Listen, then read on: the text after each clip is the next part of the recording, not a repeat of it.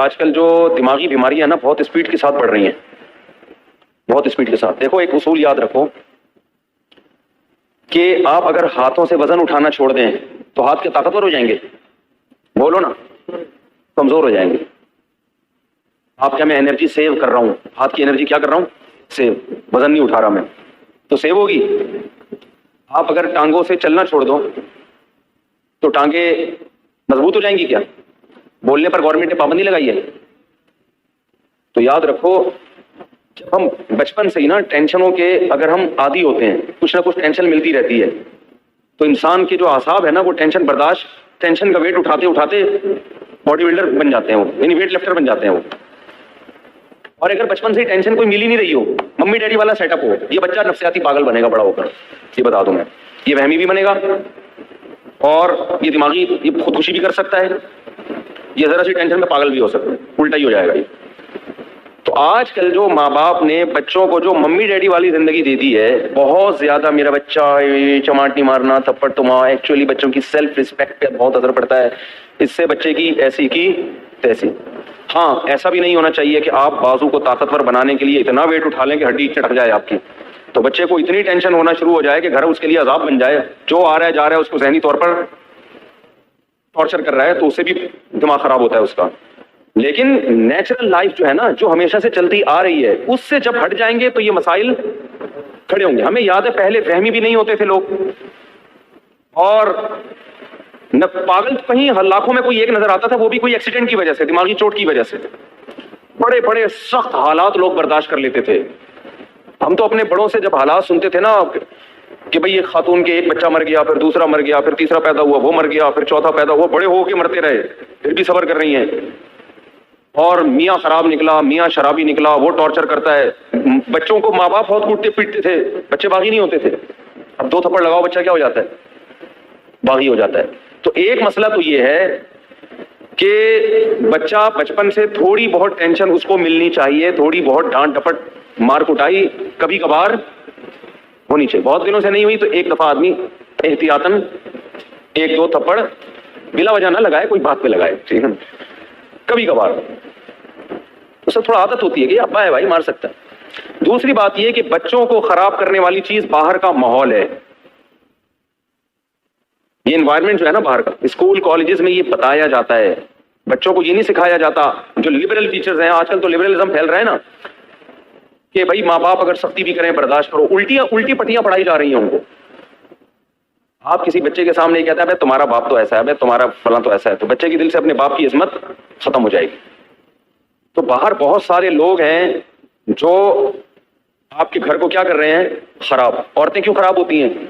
वो जब दूसरी औरतों के घरों में जाती हैं तो दूसरे की मियाँ की खूबियां उनको नजर आ रही होती हैं, खामियां नजर नहीं आती, और अपने मियाँओं की खामियां नजर आ रही होती हैं, खूबियां नजर नहीं आ रही होती। ये बहुत हो रहा है। अब वो कहीं किसी आंटी से मिलने के लिए उसके घर में देखा, भाई वो तो अपनी वाइफ को गाड़ी में बिठाता है, ऐसे दरवाजा खोल के यूं करके बिठाता है। ये नहीं पता कि वो कुंडी टूटी हुई है उसकी, वहां से खुलता नहीं दरवाजा अंदर से, ठीक है ना। अब वो यही है खूबी है, चलो इज्जत दे रहा है। आप जरा तहकीक करो तो पता चलेगा खर्चा देलेगा भी नहीं दे रहा।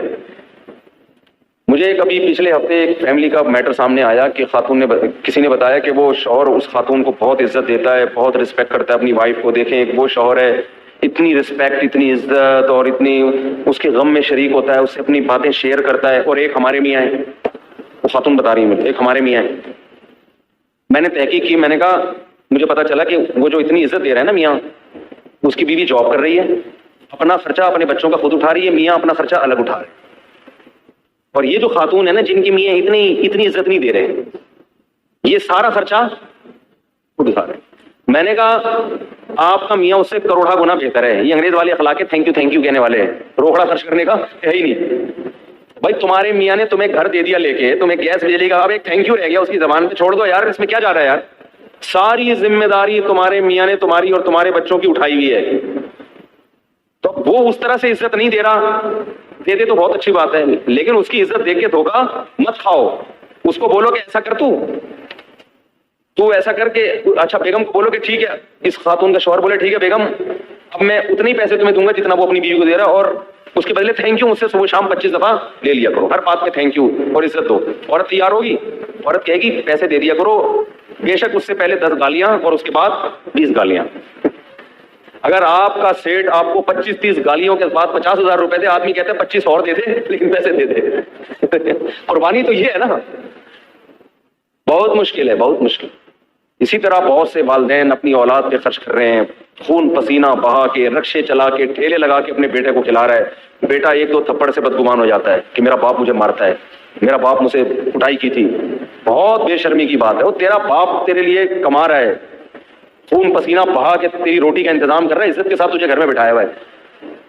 किसी के भी एहसानात देखे जाते हैं, एहसानात का हुजम ज्यादा है तो ये चंद चीजें इग्नोर की जाती हैं, वरना तो फिर अंग्रेज हमसे बहुत अच्छे हैं। एक ढेला भी खर्च नहीं करते, ना अपनी औलाद पे ना अपनी बीवी पे। बात का स्टाइल देखो अंग्रेजों के, ये गालियां हैं जो हमारे यहाँ चल रही हैं, इंग्लिश में होंगी, इतनी बुरी लगती नहीं है वो इंग्लिश में, ठीक है ना। लेकिन कोई जिम्मेदारी उठाने के लिए तैयार है ही नहीं। हमारे एक दोस्त अमेरिका में, उन्होंने कहा कि यहाँ किसी गोरी से, कम उम्र लड़की से अगर कोई अंग्रेज कह दे ना मैं तुमसे शादी करना चाहता हूँ, खुशी से बेहोश हो जाएगी। क्यों? उसको पता है कोई शादी नहीं करता, सब गर्लफ्रेंड बना के मजे उड़ाएंगे बस। तो जिम्मेदारी तो हमारे यहाँ उठाई जाती है। हमारे यहाँ मर्द अपने कंधों पे बच्चों का बोझ भी, बहनों का बोझ भी, माँ बाप का बोझ भी, और एक भाई अगर बेरोजगार है उसका बोझ भी, वो भी पान गुटकी के पैसे बड़े भाई से ले रहा होता है। सारे बोझ उठा के अगर 8-10 गालियां रोजाना दे, उसका हक बनता है कि गुजरते हुए वैसे गालियां पार्सल करके जाया करे। उसको इतना तो राइट होना, इतना पैसा खर्च कर रहे हैं भाई। नहीं आ रही बात तो रहने दे, जैसे चल रहे वैसे ही ठीक है। तो ये भी बड़ा मसला है कि आपकी औलाद को जो बाहर लोग हैं वो क्या करते हैं, खराब। इस जमाने में बच्चों को बाहर दोस्तियां लगाने मत दो, बिगड़ेंगे। उनको सही रास्ता दिखाने वाले कम होते हैं, बिगाड़ने वाले मार्केट में ज्यादा होते हैं। तो एक वजह तो वो है कि टेंशन आजकल लोगों के पास है ही नहीं ना। तो जब थोड़ी, आपको पता है स्वीडन में खुदकुशी का रेशो सबसे ज्यादा है, और इसकी वजह यह है कि स्वीडन टेंशन फ्री मुल्क है। हैरत की बात है, जिस मुल्क में टेंशन ज्यादा, गुर्बत ज्यादा है ना, बेरोजगारी, गुर्बत, वहां खुदकुशियों का रेशो कम है। ये कितनी बड़ी हकीकत है, समझ में नहीं आ रही बात। देखो पाकिस्तान एक पसमानदा मुल्क है ना, इतनी खुदकुशी नहीं है यहाँ पे। यानी आप खुद अंदाजा लगाओ ना कि स्वीडन में बेरोजगारों को अलाउंस मिलते हैं। यानी जो लोग स्वीडन होकर आए हैं वो कह रहे हैं टेंशन तलाश करने से नहीं मिलती यहाँ पे। गूगल पे सर्च करना पड़ता है भाई, किसी के पास टेंशन हो तो थोड़े दिन के लिए चाहिए। हम पाकिस्तानियों को चाहिए होती है ना, वो परेशान हो जाते हैं, टेंशन क्यों नहीं। तो इसके बावजूद सबसे ज्यादा खुदकुशी कहां हो रही है, उस कंट्री में हो रही है। क्यों हो रही है? उसकी वजह यह है कि कुदरत की तरफ से जरा सी कोई परेशान, कुदरत तो देती है टेंशन, चाहे आपका मुल्क टेंशन फ्री हो जाए, अल्लाह की तरफ से टेंशनें आती हैं तो वो बर्दाश्त नहीं कर पाते। बर्दाश्त नहीं करते तो जाके वो लटकने की कोशिश करते हैं और खंभों से चिपकने की कोशिश, इसका ही बड़ा नुकसान होता है।